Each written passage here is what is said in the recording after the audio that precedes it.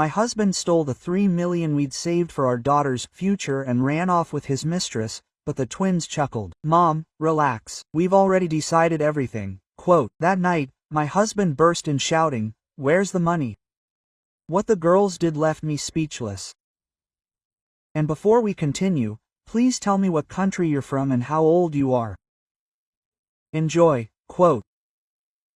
When Irina first said to herself, we can do this. She was 23, and she had her first paycheck in hand. She made an envelope, wrote, future, and put 2,000 in it, almost a quarter of everything she'd earned. Then she bought a loaf of bread, milk, and a small chocolate bar. She walked home to avoid the bus fare. 15 years passed. The envelope became an invoice, a spreadsheet, a graph, a habit. The future became plural. The future Liza and Olya, twins born on the same August night, 7 minutes apart.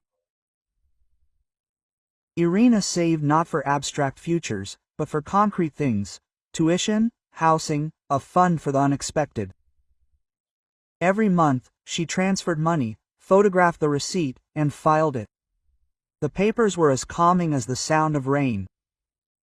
She had once liked Sergei for precisely what she lacked: his ease. He knew how to joke, fit into any group, persuade his bosses, and befriend his neighbors effortlessly, without unnecessary words. During the first years of their marriage, Irina loved this confidence in him. Compared to her spreadsheets and lists, he seemed like a cheerful wind opening windows in a stuffy house. But the wind rarely asks who it's blowing through. Over time, doors began slamming. As the girls grew, something in him changed imperceptibly. At first, they'd disappear in the evenings. I'll stay late at a client's. Then strange smells appeared on his clothes, a new cologne. Then a faltering voice. He was tired and the phone was on silent. Ira tried to talk. Sergei, it's important for me to know what's going on. He replied, nothing's going on. You're making things more complicated. Quote, she didn't fight, didn't spy, didn't rummage through her phone. Another force lived within her. The habit of preparing for anything, while Irina didn't like arguments but loved documents with signatures. At 15, Liza and Olya were like her, with their attentive eyes that looked just beneath the surface. Liza grew up with a straight line, loved order, planned her day, and kept a shared task board for the house. Olya was more lively, drawn to technology, knew how to fix everything from a kettle to a laptop, and could create a website from scratch in an evening. They fought over clothes, laughed in the kitchen at night, and whispered about their own affairs. One day, Irina overheard Liza say to her sister, Daddy's a bad liar. When he lies, he misspeaks. Quote, Olya replied, I noticed it a long time ago, and his passwords are funny. Saryoga 2020, as if no one would guess. Quote, Ira stood by the door and left, feeling an invisible crack that was no longer just in her. One evening, while Irina was drying her hands after the dishes, Lisa asked, Mom, does Dad have access to our savings account? Formally, right? Ira answered honestly. We opened a couple of accounts before. He has shared family access to one of them. Where the future is, it's mine, and the other one is where the family is, Olya clarified. How much is there? $1 million, Ira said. The rest is mine. Olya pressed her lips together for a moment. Mom, let's help you reconfigure everything so there are no holes. I'm not talking about Dad. Quote, she hesitated. It's just that there are so many hacks and scammers now. We need double authentication. Quote, Ira nodded. She didn't want to say the word suddenly, but she understood everything in it. Suddenly wasn't paranoia, it was experience. That evening, the three of them sat at the table, like they were in headquarters. Lisa was writing down which accesses needed to be checked. Olya changed the passwords to complex ones, connected the authenticator, and opened a separate additional account in Ira's name. They left the $1 million in the family account. That was the part which always served as a cushion in case of illness, repairs, force majeure. Ira transferred $2 million from the main account to a new account that only the three of them knew about. Mom, Olya said, if something goes wrong, call us. Don't be a hero, okay? Quote. You're saying that to me, Irina smiled. I've never been a hero in my life. I'm working with spreadsheets. And yet, Lisa pulled her close. Call us first. We're a team too. Quote. Something went wrong 2 months later. One gray morning, when a bowl of oatmeal swirls under the kitchen lamp, the window stretched out on a warm stool. Irina was checking the bank as usual. So, the salary came in, the utilities were written off, transferred for the future. And suddenly the numbers in the family column ran to 0. Irina blinked, refreshed the page. 0 remained. She opened the transaction history. Late the previous evening, the entire million was withdrawn in cash at the bank office under a power of attorney. The power of attorney was the same old one, drawn up for convenience so that Sergey could pay for car repairs. She called Sergey. He didn't pick up right away. Hello, he said cheerfully. I'm busy. Let's do it later. Did you withdraw the money? That's it, $1 million. Quote. Irina didn't ask, she stated. Silence. Then a light laugh. Listen, what's with that tone? I took down what was already ours. I need to close important issues. I'll return everything. This is my daughter's money, she said. And you know that. This is family money, he answered harshly. And I am family. We'll come to an agreement later. That's it, bye. He hung up. Irina looked at the phone as if it were a small but poisonous wasp. The cat, as if understanding, jumped onto her lap. Irina sat up, clasping her mug in her hands to keep her fingers from shaking. Half an hour later, the twins came into the kitchen. Irina told them briefly, to the point, without tears. The girls exchanged glances. Ours, Lisa said. This ours had such calmly directed power that Irina even smiled. Mom, Olya has already taken out the laptop. Let's do this. I'll unlink everything that can be unlinked right now. I'll check the SMS history, set additional restrictions. Do you have all the documents required by the power of attorney? Excellent. And then you go to the bank and block any activity under the powers of attorney without your personal presence. At the same time, file a police report for unauthorized withdrawals. He technically had a power of attorney, yes, but that doesn't change the essence. He withdrew money intended for the children without your consent. We'll figure it out as we go. Irina felt a pang of helplessness. He's the father. A father isn't a subscription to someone else's account, Lisa replied calmly. Dad is a human being, and now this human being has made a choice. We will too. Quote. Irina nodded. There was no hysteria or emptiness inside, like before a long rain, when the air only darkens and thickens. She called the bank, issued a ban on any transactions under the powers of attorney, revoked them all.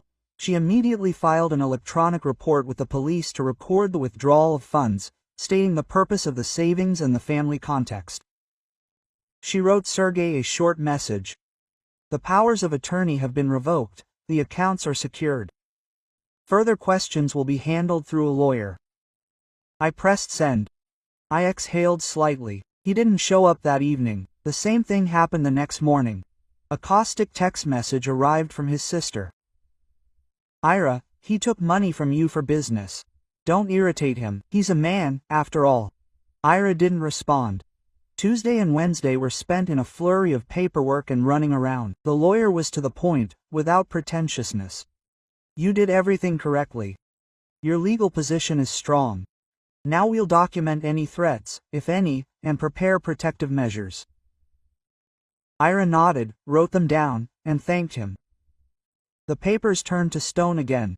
When the door slammed in the middle of the night, Irina woke up immediately. The apartment smelled dark, dry, like dust in an old closet. She sat up and listened. The sound was familiar. A lock, a key, the sharp movement of the handle. Sergey had been gone for 2 days, but he still had the keys, of course. Mom, came a whisper from the twins' room. Did you hear that? I heard you. Stay there. Quote. Irina was surprised by her own voice. It was low and calm, like a teacher starting a lesson. The light flickered on in the hallway. Sergei stood there in a jacket, his unshaven face and eyes in which the light danced too quickly. He smelled of alcohol and someone else's perfume, the tart, sweet scent of abusing someone else's life. "Where's the money?" he asked without preamble. "Where's the rest of the money?" "What rest?" Irina leaned her hand on the doorframe. "You withdrew everything from the family account, the rest is gone. Don't talk nonsense." Quote. He stepped closer. "We were saving 3 million. I withdrew one. Where are the other 2? It's all ours. You have no right to hide it. Bring the documents. The passwords, everything." He wasn't asking anymore. He was demanding. His voice was like the screeching of brakes about to fail. Ira didn't back down. "You stole the children's money," she said. "We have everything documented. You no longer have a power of attorney, and none of ours are here. This is their future, not yours." Quote. "Don't be smart." His hand clenched into a fist, but he didn't dare hit her. He grabbed her elbow and pulled her up with a jerk. "Tell me, where are they?" He pointed a finger towards the girl's room. "They know. These clever little ones know everything. Call them. We're already here." Quote. Liza stood in the doorway in her pajamas. Her hair was pulled back, her face calm. Olya was holding her phone nearby, holding it up like a lantern. "Dad," Liza said, "we knew this would happen, so we transferred 2 million in advance to an account you don't have access to. This account is registered to Mom. Everything is legal. We didn't steal anything." Quote. "You took the money without consent. Did you want to take more? It didn't work." Olya pressed the button on the screen. "From now on, the conversation is being recorded," she said. "Dad, stop. We'll call the police if you keep threatening." Sergei stepped back a little in surprise. Confusion flashed across his face, like a man who suddenly saw the wrong smile in the mirror. He spread his arms wide. "I'm threatening. I'm a father in my own home. I came to take ours because you," he pointed his finger at Irina. "You ruined everything for me. With your papers, your lawyers, your decisions." "With my decisions, I protect my daughters," Irina said. "If you don't leave right now, we'll call the police." "Call," he shouted, stepping even closer. "No one has anything on me." And suddenly he lost it. "She'll leave me if I don't bring the money, do you understand?" He punched the closet. It shook. A hat fell from the shelf. "I need those 2 million now." The word "throw" hung in the air like a sticky thread. Olya met his gaze. "So, where did you steal the million? For her?" Quote. She asked quietly. "Mine for the future, for her bag? For her apartment, for her 'I love you.' Until the first problem." Quote. Sergei jerked as if he'd been struck. His eyes darted around. He grabbed Irina's elbow again, harder, more roughly. Ira abruptly twisted her arm and pulled away. "Don't touch me. Put the phone away," he whispered to Olya. "Right now?" "No," said Olya, pressing speakerphone. 112, please connect us to the police. We have an aggressive relative. Threats. Attempted violence." Quote. Her voice was even. "The address is such and such. The conversation is being recorded." Sergei froze, as if for the first time realizing that there was more than just him and his desire in the room. Fear flashed across his face, small as a mouse, but real. He took a step back. "Are you against me?" he asked suddenly, in a muffled voice. "Are you my children?" "We are our mother's children," said Lisa. "And yours too. We are not against you, we are against what you are doing." Quote. 15 minutes later, the doorbell rang. Irina, out of habit, checked the peephole and opened it. 2 people were there, a district police officer and a young patrolman. "Are you reporting it?" the district police officer asked. "Yes," said Irina. "We have a conflict, threats, an attempt at physical violence. We want to record it." Quote. Sergei started his rant again. "What threats? We're just family. We were just arguing."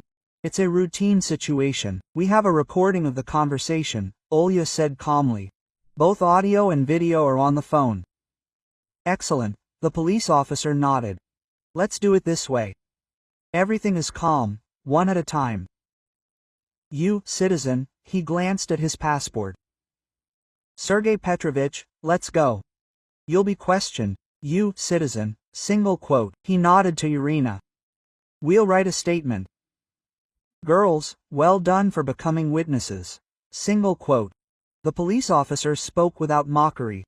It was matter of fact. There was more protection in this matter of factness than in any promises. Sergei exhaled, his shoulders slumped. His mind suddenly became small, like a child's night terror, but he was still trying. It's family. I'm the father. I have the right. You have the right not to break the law, the police officer answered evenly. The rest later. Let's go. The door closed behind them. Irina leaned her forehead against the cold wood. The girls simultaneously hugged her. Like holding a tree up in a strong wind, making sure it doesn't fall. Mom, Lisa whispered. That's it, we're with you. We've been with you for a long time, Olya added. It's just that you see it now. The morning after the night smelled, as always, of coffee and toast. The cat sat brazenly where it shouldn't, on the table, and wouldn't leave until she was chased away. Irina made 3 mugs of cocoa. The girls loved it, just like at grandma's. The 3 of them sat down. Everyone's faces were gray from lack of sleep, but their eyes were clear. Will they take him away? Lisa asked. No, Ira sighed. Today there are only interviews, but we have statements, records, and documentation. The lawyer said, we'll issue a restraining order if he comes back, and we'll handle the case. Me, she chuckled. I've spent my entire life keeping other people's books. I can do this too. We'll help you, Olya said. And I'll also check his social media. He tells everyone everything there himself. Quote. And I, Lisa, reached for the folder. I'll start a separate folder for Sergei. She grimaced. It feels strange to write this, but I have to. Girls, Irina exhaled. I didn't want you to grow up like this. Mom. Lisa placed her hand on hers. We're growing up anyway. It's better this way, seeing what's right. And seeing that we're on your side, Olya added. That's the main thing. Irina nodded. Inside, a quiet force said for the first time in a long time, you're not alone. An elementary phrase, but like a lightning rod. For some time, Sergei was in their lives like the noise behind the wall. He tried to call, sometimes apologizing. I was wrong, I'm sorry, I lost my temper. More often, threatening, I'll take everything. I have the right. Sometimes I complain, she'll leave me if I don't pay her back. Irina saved all the messages like they save receipts. She only responded with dry phrases. Questions were sent through a lawyer. The girls didn't interfere with the correspondence, but they were nearby. Through acquaintances, Ira learned that Sergei's mistress really had no intention of living in poverty with him. Upon learning that instead of the promised money, she'd gotten nothing, she first threw a fit, then kicked him out, blocking him from his messaging apps. In all this domestic melodrama, Irina felt not schadenfreude, but weariness. Adulthood knows how to take out the trash itself. The lawyer advised against rushing to file for compensation for theft. First, we'll get a limitation, protect you and the children, and press you on the threats. At the same time, file a claim for a refund. We'll go to court when we've built a solid case. Irina listened and nodded. The desire to close the account was growing within her, not to punish, but to close it. 2 months later, a letter arrived in the mailbox. Irina walked out into the entryway barefoot. She was too lazy to put on her slippers. The envelope was official, with an official seal. Inside was a notice. Based on her statement and the accompanying evidence, administrative proceedings had been initiated for threats. The police had warned Sergei not to approach her residence and the possible consequences if he repeated the threat. Legally, this was called boring. In reality, it meant boundaries had been drawn. Quote, Mom, Olya asked, have you ever regretted being so harsh? I regretted it, Irina said, thinking about it, that I learned so late not to make excuses. But harsh. It's not about yelling, it's about boundaries. I finally set them where they should have been from the start, for myself and for you. And I regretted it, Liza admitted, having once believed that love meant enduring everything. Olya rolled her eyes. Quote, enough philosophy, Buddhists, our soup will boil over. They were laughing in the kitchen, arguing about something, tugging spoons from each other, like children and adults at the same time. The house sounded like home again. Sergei appeared again, quietly, without noise, on Saturday morning, when they were washing the windows. He walked up the stairs and knocked, not insistently, like before. Arabka. Ira saw him through the peephole. Aged, shrunken, thinner. She thought for a second and opened the door. The girls were standing nearby, not hiding. He crumpled his hat in his hands. I came to talk. You came, Irina repeated. You have our position. What do you want? To return everything. He waved his hand vaguely. To come back. I'm not talking about money, he added hastily. About family, girls. Me, he turned to them. I did something stupid. I didn't want anyone, quote. Well, you know. Liza looked at him directly, without malice. We know what you wanted. Me? He lowered his eyes. Forgive me. It's not with us, ask, Irina answered quietly. With yourself. I don't hold a grudge against you. I don't have the strength for this anymore. But I won't come back into your life either. And the girls, they will decide for themselves who you are to them now. And the money? She nodded at the folder. There is a procedure. You withdrew $1 million. You can return it voluntarily. We are ready to arrange an installment plan. This is not blackmail, this is justice. Sergei nodded, burying his eyes in the floor. I understand. I'll think about it, quote. Think, Irina said. Go. He left slowly, like people walk in the fog. Lisa closed the door twice and put her hand on her mother's shoulder. Are you okay? Yes, Irina answered. For the first time in many years? Yes. She didn't know if he would ever pay her back. She didn't know if adult priorities would ever settle in his head.